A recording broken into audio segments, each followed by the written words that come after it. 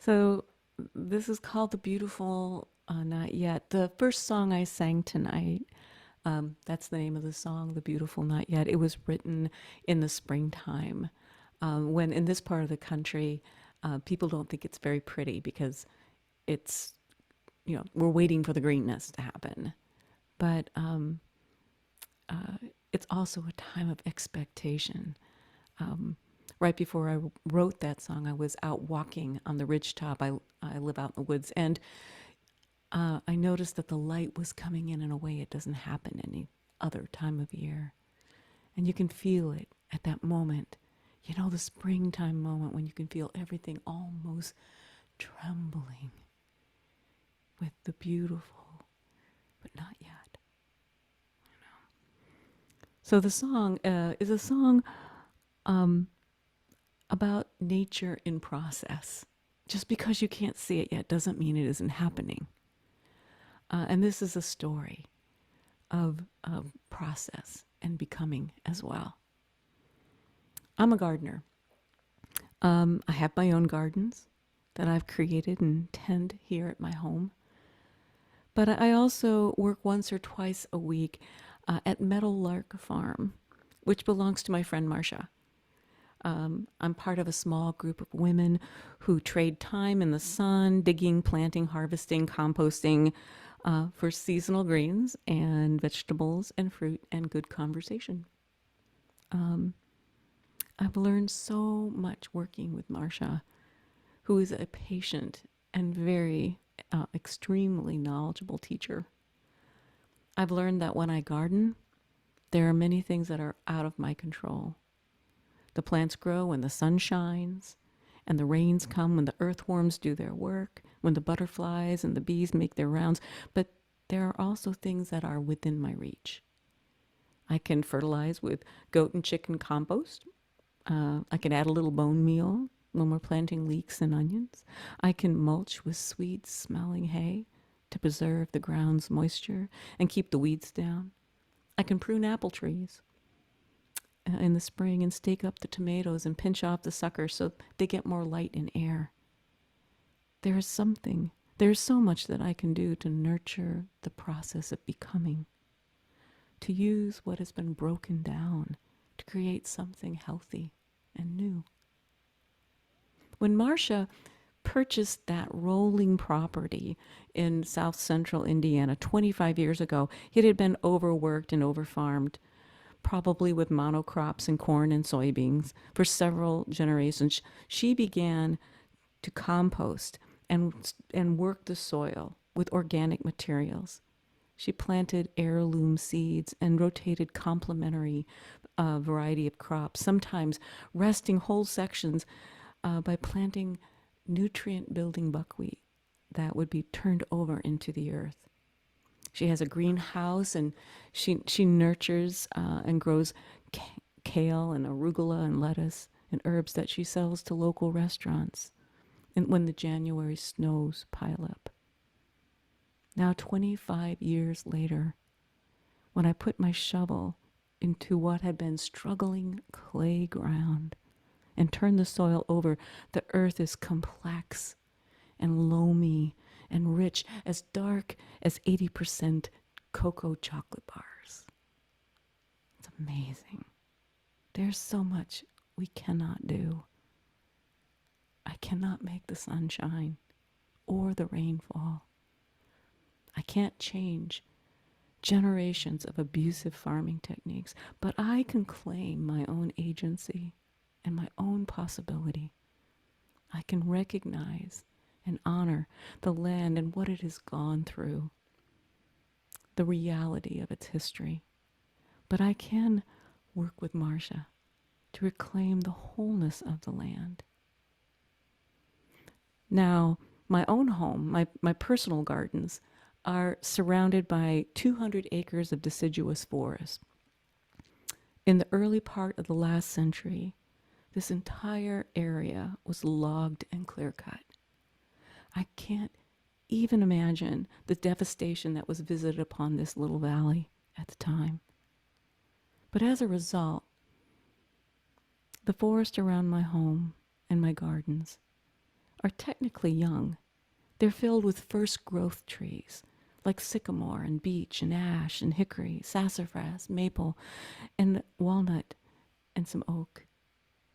And yet, scattered amid all that newness, there are still many grand old trees, the ones that had some kind of crook or imperfection that saved them from the logger's saw blade. Our house is built right into a north side facing hillside that leads down to a freshwater spring-fed pond. I've planted gardens around my house, in part to help with water flow and erosion. We're built into a hill, but also because everywhere I've ever lived as an adult, I've planted perennials, native flowers, trees, bushes, that will remain there in this place long after I'm gone. Because I like imagining lilacs blooming for those who I will never know and never meet. So for over 20 years, like Marcia, I have carried compost and worked the earth around my home, planting and tending, mulching and weeding, and a living part of the story of healing of what was cut down and so broken. In Terry Tempest Williams' book, Finding Beauty in a Broken World, she talks about an artist who goes into rough inner city communities and works with people to create beauty. She sets up at a local community center and asks volunteers to go out with totes and bring back all the broken stuff they can find on the street. Then she and the volunteers create murals on the walls of the community center.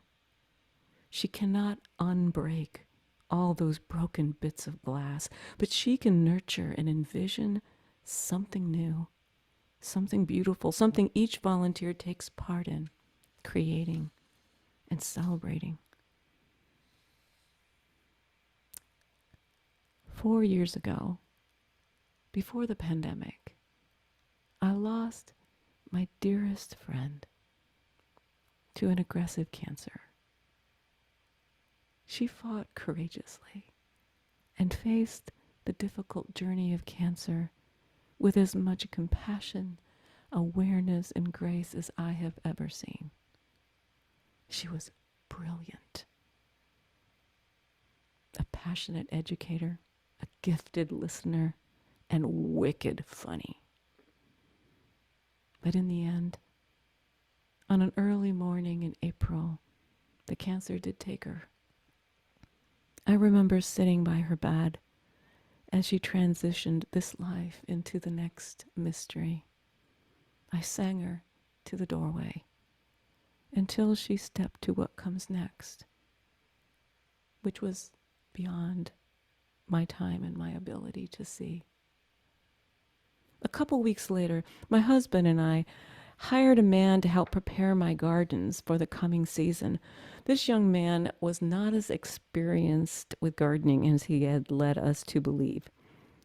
When I went outside to work side by side with him, I discovered he had mistaken my herb and native flower garden for a hillside of weeds and had unceremoniously yanked out years of established plants.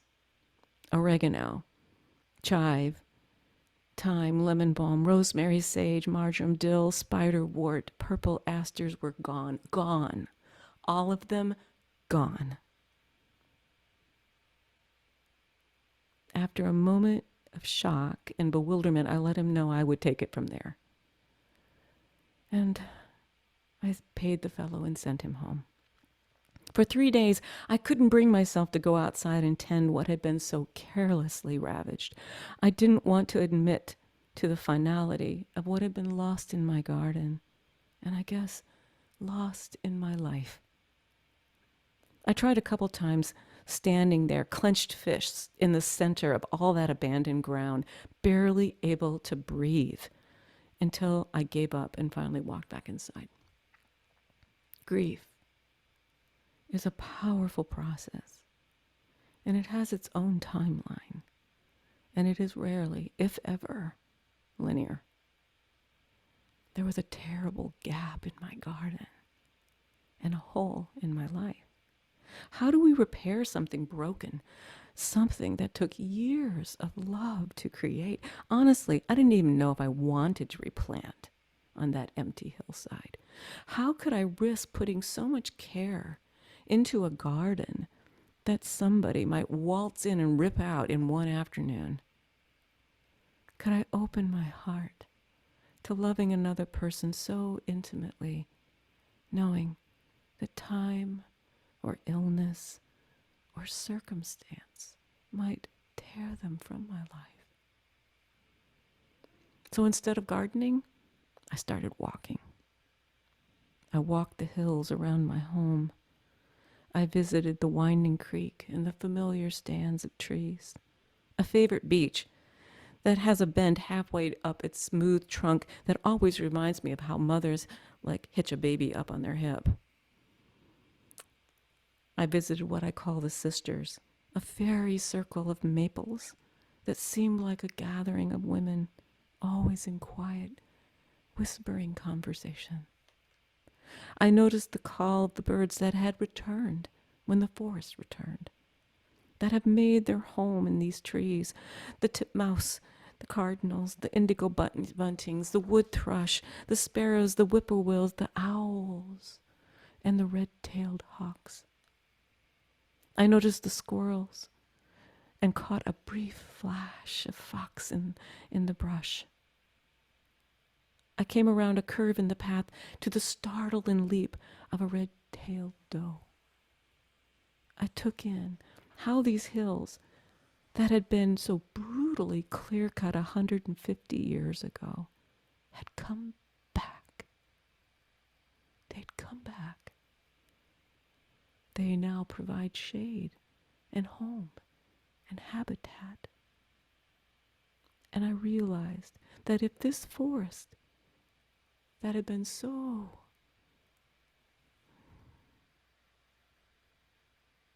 damaged could repair and regrow, that healing might actually happen for me too. It might be possible for me as well. And so later that spring, I went back to my garden. I pulled out the actual weeds, pruned back the brambles. I shoveled and turned the earth.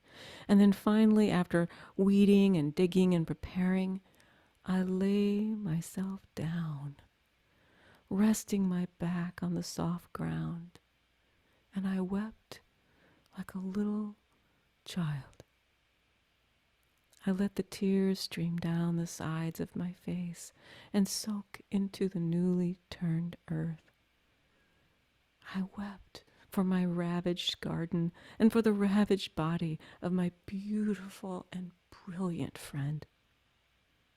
I wept for anyone or anything that was carelessly or deliberately harmed. I let my body feel the earth beneath me, feel the depth of that loss, but also feel the power of its resiliency. Sense the urging of the natural world to repair, to repair, to repair and grow. I felt the imperative of life to live, to keep living, to continue to hope, to risk and plant again. Finally, after a long time, I rose from the cool earth. I wiped my eyes on the edge of my t-shirt and began to plant. Wendell Berry wrote that a meaningful life depends upon the story in which we choose to take part. I'm going to say that again. Wendell Berry wrote that a meaningful life depends upon the story in which we choose to take part. I could choose a story of unending grief and helplessness. I could allow the forest brambles to reclaim the garden. and let it go at that. Or I could choose to be part of a story of renewal, one that could envision a world that honors my losses, but believes in what can still yet be done, what can yet be created, what can still be loved. Like the artist in Terry Tempest Williams' story, I could choose to pick up the broken pieces and create something that is worthy and life-giving and true. And so, this is the story that I choose to be part of. A story that allows me to imagine how little stick trees might bear beautiful fruit long after I'm gone. A story of women who every week tend a reborn farm. A story where I can sit below the branches and amid the roots of a stately beech tree, where a bit of my beloved friend's ashes are placed.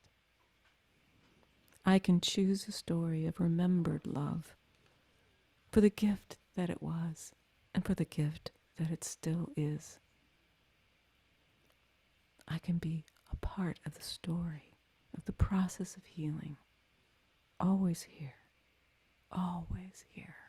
in the beautiful, but not yet. Thank you.